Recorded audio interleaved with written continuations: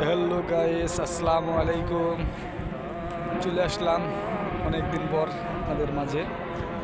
আমাদের এখানে দেখুন কত সুন্দর শস্য হয়েছে, শস্য গাছ। আসলে ঢাকার ভিতরে আসলে এরকম দৃশ্য পাওয়াটা আসলে সৌভাগ্যের ব্যাপার। দেখুন বন্ধুরা, কত সুন্দর সর্ষা ফুল হয়েছে। তারপর সর্ষার ফলনটা এত বেশি, সর্ষার ফলন হবে যে আমি আসলে না দেখলে, নিজের চোখে না দেখলে বুঝতে পারতাম না। আপনারা নিজেরা দেখুন আর কমেন্টসে বলুন আসলে সত্যি কি। দেখুন, আর সাথে মনোরম পরিবেশ, ঢাকা শহরের ভিতরে মনোরম একটা পরিবেশ। একদম শহরের ভিতরে, শহরের কাছাকাছি এরকম একটা জায়গাতে কোনো এক ভাই এভাবে ফসল আবাদ করেছেন বাউন্ডারির ভিতরে।